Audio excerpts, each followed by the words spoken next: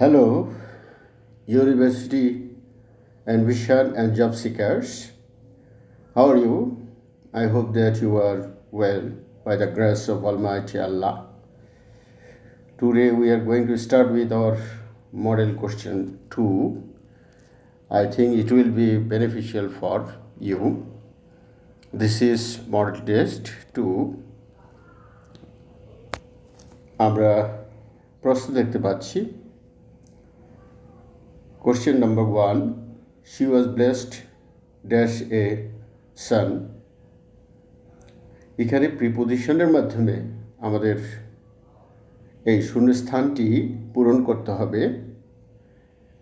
she was blessed with a son, এখানে with হবে।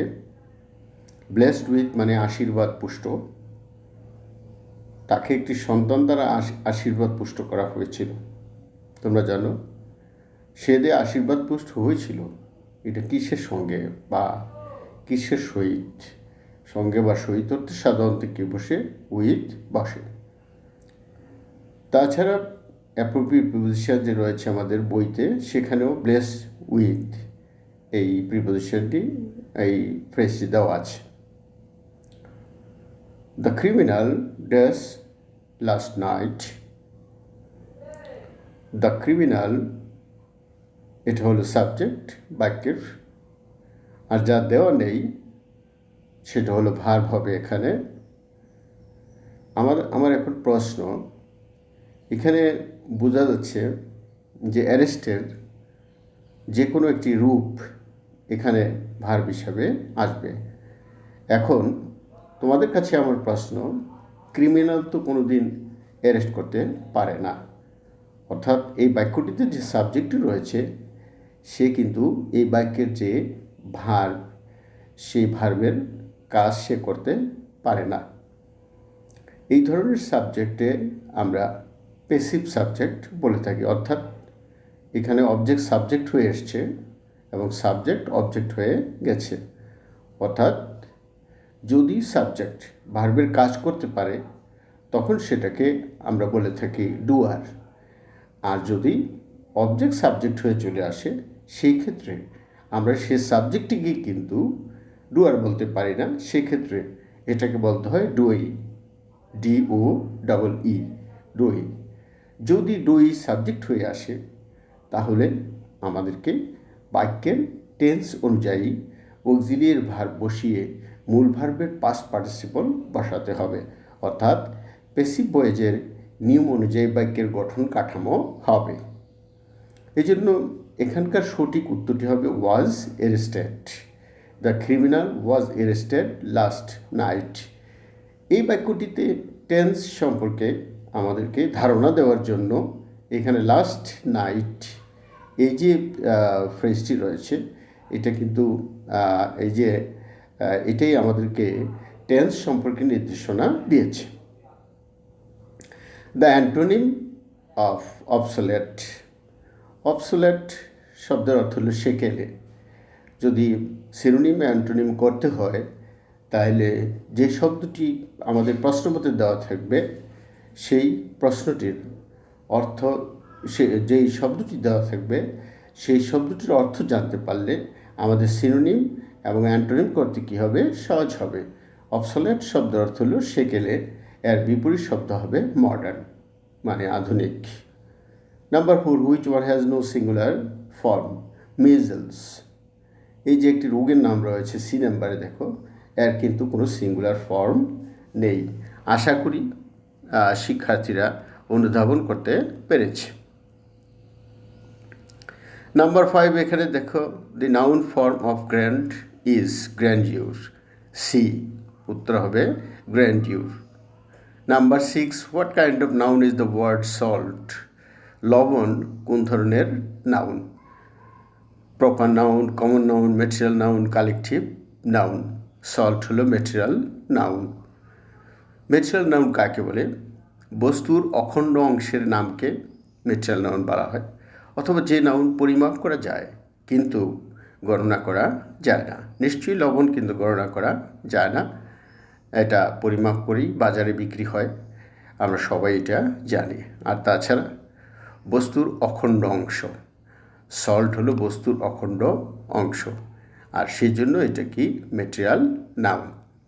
কারো যদি কোনো প্রশ্ন থাকে তাহলে কমেন্টস বক্সে আমাকে প্রশ্ন করলে আমি এর ব্যাখ্যা দিয়ে দিব।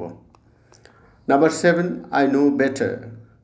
The underlined word is a or an. এখানে একটি বাক্য দেওয়া আছে, সেই বাক্যটি হলো আই নো বেটার। এখানে বেটার শব্দটি কোন ধরনের পার্টস অফ স্পিচ বা পদ সেটা বলতে বলা হয়েছে। এখানে বেটার শব্দটি আমাকে দেখতে হবে যে বেটার শব্দটি এই বাক্যের কোন শব্দটিকে নির্দেশ করেছে, তাইলে আমি এর জবাব পেয়ে যাব। আই বেটার নাকি নো বেটার, প্রশ্ন হলো এই দুটো। নিশ্চয়ই এখানে নো বেটার হবে, অর্থাৎ সে জানে অপেক্ষাকৃত ভালো। এই জানাটাকে নির্দেশ করা হয়েছে বেটার শব্দটি দ্বারা। আর নো হলো ভার্ব, ভার্বকে যে নির্দেশ করে সে কিন্তু অ্যাডভার্ব হয়ে যায়।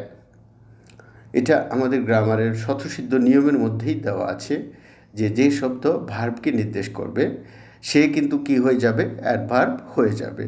এখানে এটা উত্তর হবে B. The meeting has come to a close. The underlined word is a or an. এখানে ক্লোজ শব্দটি কোন ধরনের পার্টস অফ স্পিচ, খুব সংক্ষেপে যদি জবাব দেই তাহলে আমরা দেখতে পাবো যে এখানে ক্লোজ শব্দটির পূর্বে একটি আর্টিকেল রয়েছে।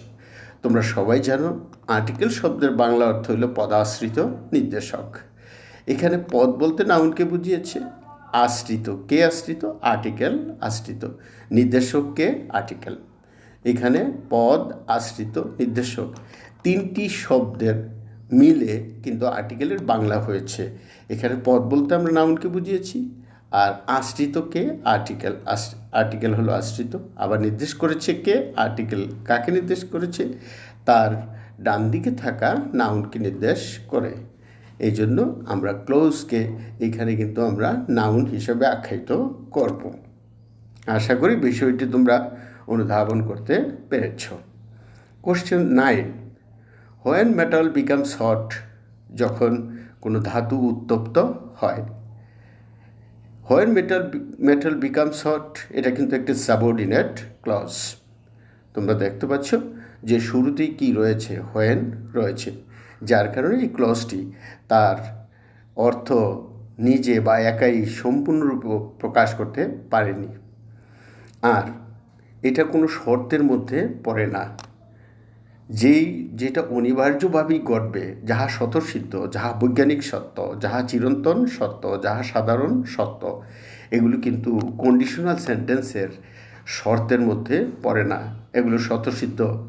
তাই একটা নিয়ম আছে কন্ডিশনাল সেন্টেন্সের, যে সাবঅর্ডিনেট ক্লজটি যদি প্রেজেন্ট টেন্স হয় তাহলে প্রিন্সিপাল ক্লজটি হবে তোমার ফিউচার ইনডেফিনিট টেন্স। কিন্তু এখানে সেই সূত্রটি কাজে আসবে না, বা সেই সূত্রটি এখানে প্রয়োগ করলে গ্রামারের ভুল দেখা দেবে। এই জন্য হোয়েন মেটাল বিকামস হট, এই যে এটা সাবঅর্ডিনেট ক্লজ, এই সাবঅর্ডিনেট ক্লজটি প্রেজেন্ট টেন্সে আসে। আর যেহেতু ইহা অনিবার্যভাবেই ঘটিবে, লোহা যদি গরম হয় তাহলে এটা সম্প্রসারিত হবে, এটা শর্তাধীন নয়, এটা চিরসত্য, এটা বৈজ্ঞানিক সত্য, যার কারণে দুই দিকেই প্রেজেন্ট ইনডেফিনিট টেন্স হবে। তাই কী হবে, ইট এক্সপান্ডস। ইট থার্ড পারসন সিঙ্গুলার, তাই ভার্বের শেষে এস বাই এস যুক্ত হলো। এটা প্রেজেন্ট ইনডেফিনিট টেন্সের একটি নিয়ম, কর্তা যদি থার্ড পারসন সিঙ্গুলার হয় তাহলে ভার্বের শেষে এস বাই এস যোগ হবে। এখানে কী হবে, এক্সপান্ডস, অর্থাৎ সঠিক উত্তর হবে বি। কোশ্চেন নাম্বার 10 দেখো, one of the students get full marks every time. One of the students, এটা হলো এই বাক্যের সাবজেক্ট, এবং বাক্যের মধ্যে যদি ওয়ান অফ থাকে তাহলে ওয়ান অফের পরে প্লুরাল নাউন থাকে। মনে রাখতে হবে প্লুরাল নাউন হওয়া সত্ত্বেও ভার্ব কিন্তু হবে singular. One of the students gets full marks every time. One of the students gets full marks every time. আমি আবারও বলছি, যদি বাক্যের সাবজেক্ট অংশে ওয়ান অফ থাকে এবং তারপরে যদি প্লুরাল ভার্ব থাকেও, তারপরেও এই সাবজেক্টটি হবে সিঙ্গুলার, এবং এই সাবজেক্টটি এখানে থার্ড পারসন সিঙ্গুলার। তাই এখানে শূন্যস্থানে কী হবে, গেটস হবে। তার কর্তা যদি থার্ড পারসন সিঙ্গুলার নাম্বার হয় তাহলে ভার্বের শেষে আসবে ইয়ে যোগ হবে। এটা হলো প্রেজেন্ট ইনডিফিনিট টেন্সের একটি নিয়ম। আর এটা প্রেজেন্ট ইনডিফিনিট টেন্সে কেন আমরা করতে গেলাম সেটারও একটি যুক্তি এখানে রয়েছে। যেমন এভরি টাইমের নিচে দাগ দিয়ে রাখো, এই every time, every day, every night, এই সমস্ত এভরি এইসব যদি থাকে তাহলে সেই বাক্যটি কী দিয়ে করতে হয়, প্রেজেন্ট ইনডিফিনিট টেন্স দিয়ে করতে হয়। এই জন্য আমরা ভার্বের শেষে এস বসিয়ে এটাকে প্রেজেন্ট ইনডিফিনিট টেন্স করেছি। এ নাম্বার অফ ব্যাংকস, আমরা এ নাম্বার অফ ব্যাংকস এবং দি নাম্বার অফ ব্যাংকস এই ধরনের সাবজেক্ট কিন্তু আমরা পেয়ে থাকি। মনে রাখতে হবে, যখন সাবজেক্টটি হবে the number of plus noun তখন ভার্বটি হবে সিঙ্গুলার, আর যখন সাবজেক্টটি হবে a number of plus noun তখন ভার্বটি হবে প্লুরাল। এখানে ইউজ হবে a number of banks use computers for their transactions. অনেক ব্যাংক রয়েছে যারা তাদের লেনদেনের জন্য কম্পিউটার ব্যবহার করে।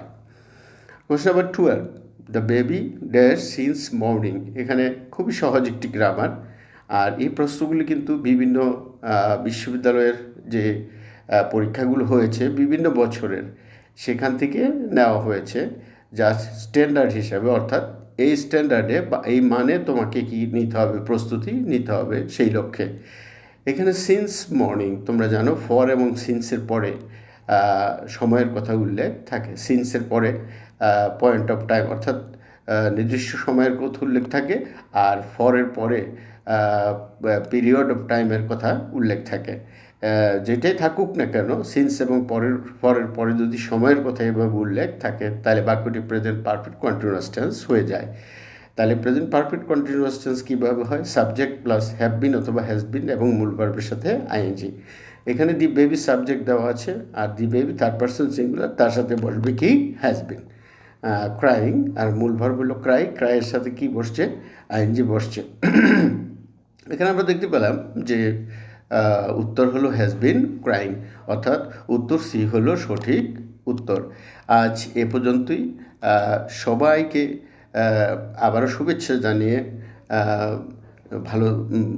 সবাই ভালো থাকো, সুস্থ থাকো এই কামনায় আজকের মতো এখানেই শেষ করছি। Thank you for joining me.